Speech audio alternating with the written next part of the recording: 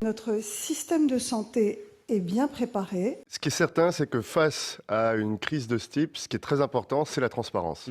Et ce qu'on a gagné au fur et à mesure des années, et la France est un pays exemplaire, c'est l'hypertransparence. Aujourd'hui, il n'y a aucune indication à acheter des masques pour la population française.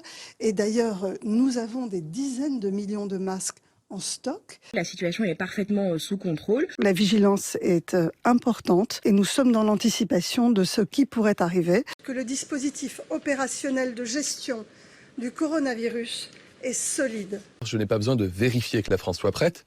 La France est prête. Il n'y aura pas un seul département français qui ne sera pas équipé pour faire face à la menace épidémique. Les nouvelles blouses qui se déchirent, c'est normal. Notre système de santé est prêt.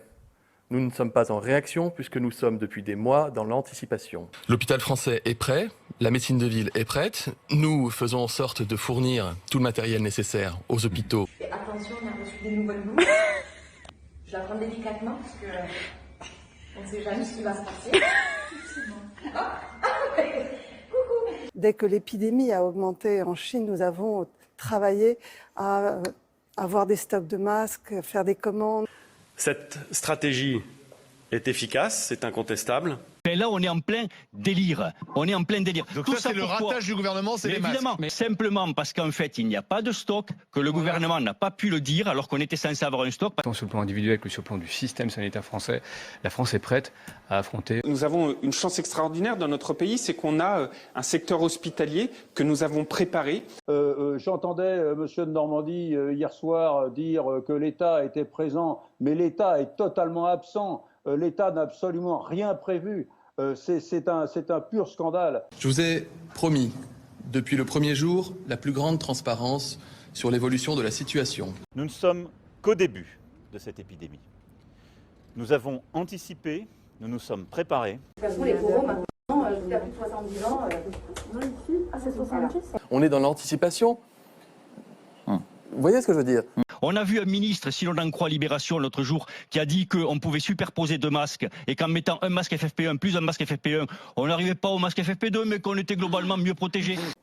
Nous sommes en guerre. Nous leur devons évidemment les moyens, la protection. Nous serons là. Nous leur devons des masques, du gel, tout le matériel nécessaire. Et nous y veillons et y veillerons. Là, on manifeste parce qu'on n'a pas de matériel, on n'a pas de personnel, on n'a pas de masque, on n'a pas de blouse, on n'a rien. Il y en a marre. T'as des P2 pour ça ? J'ai des P2 pour l'instant. Les P2, il reste 2 boîtes. Ceux qui restent sont périmés depuis 6 ans. On attend la livraison de l'État. La situation, elle était gérée depuis la première heure avec le plus grand sérieux. L'État est complètement mobilisé pour faire face à cette situation sanitaire. On a pu alors me demander à l'époque pourquoi est-ce que nous anticipions autant alors même que le virus ne circulait pas. Je ne sais pas si vous m'entendez encore, le masque chirurgical protège uniquement si on est malade. Un personnel qui est Covid+, tant qu'il a des signes qui sont supportables, sera potentiellement en arrêt 2-3 jours, pas plus, et reviendra travailler avec un masque. Ça n'a pas de sens de confiner tout le monde chez soi. Si vous bloquez le pays, une fois que l'épidémie est dans votre pays, comment vous faites pour lutter efficacement ? L'Italie en est un bon exemple. Depuis qu'ils ont tout bloqué, vous avez beaucoup de cas de coronavirus qui se sont déclarés. Le confinement, qui est la meilleure façon de se protéger du Covid-19 et d'empêcher sa diffusion. La sortie que nous allons annuler, la soirée que nous n'allons pas faire avec les amis, le repas de famille que nous n'allons pas faire, tout cela est déterminant pour protéger la santé des Français. Je le dis avec gravité parce que, encore une fois, à côté des images des restaurants fermés, il y a aussi ces images que j'ai constatées dans les rues de Grenoble en allant voter aujourd'hui. Je le répète, restez chez vous. C'est ce dispositif de confinement généralisé dans tout le pays qui est le seul moyen de réduire la circulation du virus. C'est le confinement qui provoque la circulation du virus. La situation va continuer à s'aggraver avant que les effets du confinement, de la prise de distance, fassent leurs preuves. Paralyser tout le pays par avance, non seulement nous n'avons pas la preuve que c'est efficace. Je ne laisserai personne dire qu'il y a eu du retard sur la prise de décision s'agissant du confinement. Qu'il s'agisse des masques, qu'il s'agisse parfois des réactifs, Évidemment que ce n'est pas un choix et je peux vous garantir, je peux vous assurer, je peux vous promettre que nous mettons tout en œuvre depuis le premier jour pour que notre industrie soit capable de faire face. Porter un masque est parfaitement inutile à l'heure à laquelle je vous parle. Si jamais la situation devait évoluer et s'il était utile, je partagerai la totalité des informations en transparence. Les masques n'ont aucun intérêt pour le grand public. Il n'y a pas de risque de pénurie. D'abord, pour les masques dits chirurgicaux, les bleus un peu plissés, en fait, on a des stocks d'État qui ont été réalisés dans des mandatures précédentes, donc ils sont renouvelés, on les a. Aujourd'hui, on ne peut absolument pas marquer un masque, il n'y en a pas. Ça fait maintenant 2 mois qu'on alerte pour avoir les masques. On voit des familles entières s'infecter, faute de masques. Mais dans quel pays on est? Les Français ne pourront pas acheter de masques dans les pharmacies parce que ce n'est pas nécessaire quand on n'est pas malade. Le port du masque en population générale n'était pas recommandé. Il n'est pas recommandé car il est inutile. Le port du masque en population générale dans la rue, ça ne sert à rien. Pourquoi ils en mettent les autres? N'hésitez pas à porter un masque en toute situation.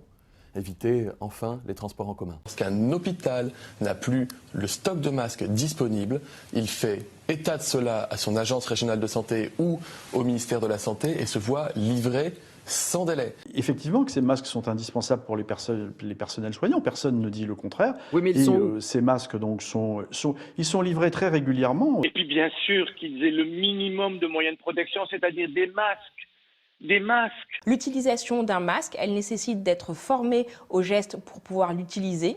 Le fait de se gratter le nez sous son masque parce que ça dérange et que ça frotte et qu'on n'a pas l'habitude d'en avoir un en permanence sur la bouche, ça vous conduit à avoir du virus sur les mains, à le déposer partout autour de vous. Et on peut aussi constater que le fait d'avoir un masque réduit la tension sur les autres gestes barrières. Encore une fois, un argument de 4e dimension. Je crois qu'on est là dans le pas sérieux. Il faut que Madame la porte-parole arrête. Pourquoi est-ce que le président de la République n'est pas muni d'un masque? Mais tout simplement parce qu'il n'y a pas besoin d'un masque dès lors qu'on respecte la distance de protection vis-à-vis des autres. Sur l'utilisation des masques d'abord. Aujourd'hui comme demain, et je l'ai déjà dit, une personne asymptomatique qui se rend dans des lieux publics, qui se déplace en transport en commun, n'a pas à porter de masque. Nous étions un pays, hélas, qui n'était pas préparé du point de vue des masques et des équipements de protection à une crise sanitaire. Le gouvernement, le ministère de la Santé, le système sanitaire français se prépare à l'éventualité fort possible, je dois le reconnaître, qu'il y ait une épidémie en France. C'est la raison pour laquelle nous réalisons des commandes de masques. Mais vous reconnaissez qu'il en manque? Les personnels soignants dans les hôpitaux. Et le ministre de... Non, je ne reconnais pas qu'il en manque. Le ministère nous en avons parlé d'ailleurs ce matin même encore au Conseil de défense. Ces masques sont en cours de livraison. 2 jours, il est impossible d'obtenir des masques. Nous avons fourni des masques, notamment, que nous avons apportés lors du premier vol qui a été chercher les rapatriés à Wuhan. 60 millions de masques qui étaient dédiés à la destruction, car considérés comme périmés, mais seulement depuis quelques mois, se sont révélés conformes à l'usage et viennent enrichir notre stock national, ce qui est une bonne nouvelle. Personne n'a besoin de porter un masque si un médecin ne vous demande pas d'en porter un. Nous avons été, je crois, plutôt en anticipation de ce qui s'est passé. Tous les médecins généralistes sont-ils équipés de masques désormais? Mais non, mais pas du tout. C'est-à-dire que ça continue à bricoler. Est-ce que vous reconnaissez que vous avez commis des erreurs de communication autour de la pénurie des masques, très précisément? Beaucoup de choses ont été dites sur ce sujet. J'y suis revenu, le gouvernement. N'ayons pas ce syndrome. Les choses ont été dites. Les choses ont été gérées. Nous n'avons pas connu la situation. Il y a eu une doctrine restrictive. Nous n'avons jamais été en rupture. Le gouvernement est à poil en matière de masques et nous avec. Et c'est extrêmement dangereux. Je peux vous dire que là, l'État aura des comptes à rendre. Alors, on peut aujourd'hui tester beaucoup de gens en France, il n'y a pas de problème de capacité, il y a un problème d'indication. Tester tout le monde n'a pas beaucoup de sens. À partir du moment où on aura des patients qui vont arriver, ils seront Covid ou pas, on diagnostique plus, il n'y a plus les tests. Ah bon? Même à l'hosto? Il n'y en a plus. Voilà. Donc ces patients-là, il faudra les considérer comme... Le test ne sert à rien si on n'a pas de symptômes. Et on est dans un pays où on n'est même pas foutu de faire des tests à tout le monde, à tous ceux qui sont fébriles. L'Allemagne fait 160 000 tests par jour. Mais je me dis, mais que fait cette administration pléthorique? Il n'y a pas d'épidémie en France. Et il n'y a toujours pas d'épidémie en France. Il n'y a pas d'épidémie en France. Nous faisons toujours face à des cas, à des patients isolés. En France, une nouvelle étape de l'épidémie est franchie et nous passons désormais au stade 2. À ce stade, en France, on n'a pas d'épidémie. Aujourd'hui, quand on regarde la progression de l'épidémie en France, on a uniquement 2 régions dans lesquelles on n'a pas de cas qui soient recensés à ce stade. On n'est pas encore en épidémie là. Non, on n'est pas encore. Parler, non. Dans la définition. Dans la définition d'une épidémie scientifique, il faut qu'il y ait des chaînes de transmission dont on ne peut majoritairement pas retracer le patient zéro. Le stade 3, c'est une façon différente d'organiser les services publics et de donner des priorités. C'est la période où on se dit que le virus n'arrive plus à être ralenti. Jusqu'à maintenant, on y arrive. Si les écoles sont ouvertes, c'est parce que mettre les enfants à l'école n'est pas dangereux pour les enfants. Une fois rentrés à la maison, les enfants peuvent transmettre le virus aux frères et sœurs, aux parents. Il faut avoir conscience que 80% des malades ont un gros rhume. La majorité des personnes qui vont être touchées par Covid-2019 va aller bien, que ça va être comparable à une grippe. La plupart des soignants qui vont contracter la maladie virale ne vont pas la contracter dans le cadre de leur mission hospitalière, mais en dehors. La fermeture des frontières n'est quant à elle pas envisagée. Le risque d'importation de cas depuis Wuhan est modéré. Il est maintenant pratiquement nul puisque la ville, vous le savez, est isolée. Les risques de cas secondaires autour d'un cas importé sont très faibles et les risques de propagation du virus dans la population sont très faibles.